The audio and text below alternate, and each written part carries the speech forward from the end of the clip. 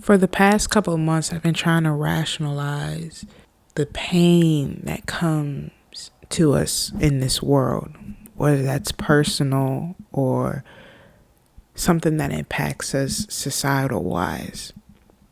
We are all aware of the constant school shootings, of the death that comes from disease, of the pain that we inflict on others every single day and every time, whether if you're religious or not, even if you don't believe in something higher than yourself, even if you don't believe in a God or the universe of some kind, you can believe in your brain. Because even in your brain, it works as a computer. It is a subconscious that sends you messages and sends you emotions and solutions and how to operate every day.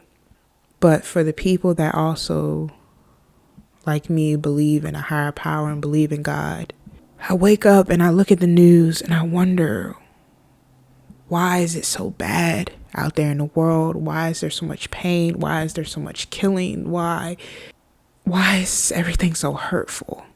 You look at the people that go into stores, schools, and they shoot up the place and they kill innocent people. They take away mothers, daughters, sisters, brothers, cousins. You see these people that wake up every day and they tear apart families and they tear apart loved ones as if it's nothing. And then people are constantly left with picking up the pieces, left with healing and grieving and causing just more and more pain. And then I look at scenarios like in Israel where those buildings fell, killing thousands of people, having families literally dig and search for their family members, for their loved ones, and crying for help and begging for help and not having the resources to go through the debris and go through all the rubble and make sure everything and everybody is out, make sure the bodies are attained. I look at the pain that happens within oneself, of depression, of anxiety, of self-doubt. I question why there's so much pain and trauma that surrounds this earth, to the point where if it's not something like natural causes that is taking us out or human error, but it's each other that decides to wake up and just say, I'm going to inflict the most disgusting chaos you can ever think of and leave people in mass hysteria. The thought that humans are capable of looking at one another, even if they might not know each other, even if we might be strangers, and think this is okay, and think this pain is okay. I don't have an answer to why somebody might wake up and decide to inflict harm on somebody else. I don't have an answer on why somebody might look at somebody else and say, this is going to be my victim. This is going to be the person I hurt. This is the family I'm going to cause pain on. I don't have an answer. For 15 years, I sat after catastrophic event after event after event, searching for why we do the things we do as human beings, searching for why we act the way we do. I looked at historical events. I looked at every possible psychological exam you could think of to wonder why, to rationalize why somebody might do this to another person, rationalize why we feel like we need to keep repeating these cycles after cycles after cycle and no one's breaking it. And I still, to this day, do not have an answer, but I do know that when it comes to these pains, when it comes to these deaths, and when it comes to this grief, we need each other. I saw somebody say, I never wish for another 9/11, but I wish for a 9/12. Because even though 9/11 was a horrific day, or 9/12, that was the most connected, bonded, peaceful the world could have been. I don't care what state you were in. I don't care where you were located in the United States. I don't even care where you were located in the world. For everybody to join together, for everybody to mourn, for everybody to come and help and save and console others as they looked and search for their family members, as they search for their co-workers. That is something that I feel like the universe is telling us is what we need.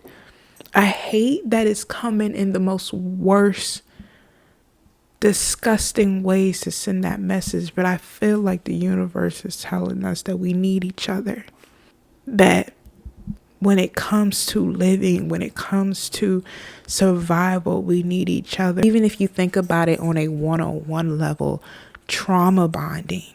You wonder why so many humans trauma bond is because we need each other. Trauma bonding is not healthy. It's toxic. But if you notice that at the worst times of your life, that is when you reach out for people. At the worst times of your life, that is when you reach out for help, for guidance, for love, for acceptance. After every catastrophic event, you see for a moment of time, for a split second, people join together and work together to find a solution. Look at times where a child goes missing and you see 400 people walking up and down mountains looking for this one child.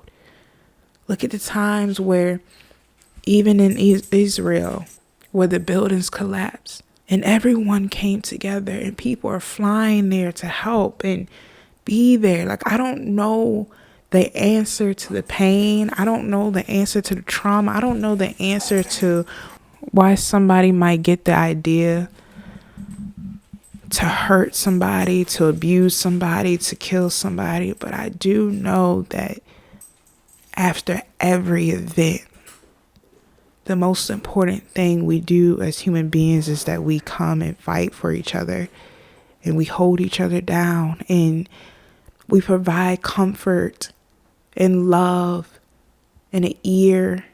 I hope that one day we get to a point where we don't have to see this violence every day. I hope we get to a point where we don't turn on the news and see another person missing or see another person dead or see another robbery or see any of the things we have been seeing for the entirety of our lives. I hope we get to a point where this mental illness that runs within ourselves, this pain, this feeling, stops. Get to a point where we can feel happiness and we can feel love and gratefulness because we need each other. It doesn't matter if we don't know each other. It doesn't matter if we're from the same area, from the same class system, from the same profession, race, gender. We need each other. And that's the only way we are going to live. That is the only way we are going to make it on this earth is if we work together and we fight for each other instead of fighting each other. Is if we eat with each other instead of taking from each other. There will be a day where humanity will be humbled and we will have to strictly survive. And we can't be doing that if we all are so greedy and angry and filled with rage and filled with trauma that we can't even look at another person and see the value within them and see the worth inside of them. That is a world that I do not want to live in. That if I can look at a stranger I've never met before, I've never seen, and think they are worthless and think they have no value and think they have no reason to be on this planet. And with killing after killing and slaughter after slaughter, we keep doing this every day and just turning a blind eye to it because we're so desensitized to the human beings that walk next to us. And then we want to gather around and love and care and be there for one another. When a tragedy like this happens, we need to love now. We need to take action now. We need to look at each other and say, I'm not about to have no pain be inflicted on you now. Don't wait until tragedy strikes for you to see that you need to understand and respect the person in front of you, beside you, and behind you. Don't wait until this person is 6 feet under to say, oh my God, I see you. It shouldn't take somebody being dead to see them, to understand them, to fight for them. It shouldn't take death to want to make a change, to want to be there, to want to provide love and happiness and fucking grace. There's no more grace. There's no more kindness. There's no more love. There's no more nothing that surrounds this earth when it comes to us and strangers. Like, we are okay with the actions that human beings inflict on this world every day, and it's tiresome.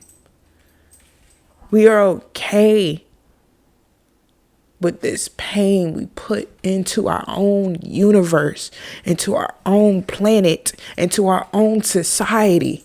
And for what? You're okay with seeing a video of somebody being murdered, of kids being taken away from their parents, of people screaming for their lives. You're okay with that. And then you think sending prayer hands, you think sending condolences is going to change something. No. Be kinder to your neighbors. Be kinder to the people in your life. Be kinder to the people that surround you. We don't know anybody's story. We don't know where anybody is headed. We don't know what anyone is thinking. And we are so quick to get smart. We're so quick to be aggressive. We're so quick to cause an altercation and be argumentative and try to find peace and fix shit. Instead of trying to understand, you're so quick to talk down. We got to let that ego that rests inside many of us go and understand that we're not going to get nowhere in society with ego, nowhere. If you're not willing to listen, if you're not willing to see somebody for who they are, see somebody and understand what's going on inside of them, this history that we're creating is going to keep writing itself. And it's going to get to a point where we ain't going to have no future as a society at all. Because we're going to be so disconnected and so lost within ourselves that when it comes to looking for a solution, we're going to forget that we are the answer to our problems. We humans, even though we might go through mental illness, even though we might go through trials and tribulations, we are the answers to our problems. We are the ones that will fix and get ourselves out of the shit that we also created for ourselves. We have to see that. And we have to understand the power we hold in anger can be the same type of power we hold in healing and love and laughter. I'd rather see a society full of laughing people, a society full of loving and caring people, than people that are going around shooting, killing, hurting, abusing, burning down each other. And for what? I'm seeing a society that is willing to fight for power than fight for unity every single day. And every single time you fight for this power you want, it's never enough. And you keep trying to build yourself, and you keep trying to be stronger, and you keep trying to tear others down to get to where you're going to be. But where is the end result? When is it enough? When will we as a society be satisfied? Now, I know life ain't easy. I'm not going to be the first person to tell you it is not easy. We are all hungry. We are all tired. We are all working for a better life. But you have to give us the chance to actually live a life to work for. If you keep waking up and killing people and killing each other and killing your family members and killing your friends and killing strangers, we are never going to see what we can become. We are never going to see where we can be, what we can do. I know it's hard out there. I know it's painful. I know it's confusing. I know we're lost, but we can't keep killing each other. We can't keep bringing in unnecessary harm to a place that's already stressful. We can't keep bringing pain to something that's already painful. So, bro, just give yourself and give others grace. Because even though life is hard, I would love to see the end of it just like everybody else would see it. I would love to see the end of it just like everybody else deserves to see the end of it. We got to stop doing this to each other. We got to stop doing this to each other and be better and become unified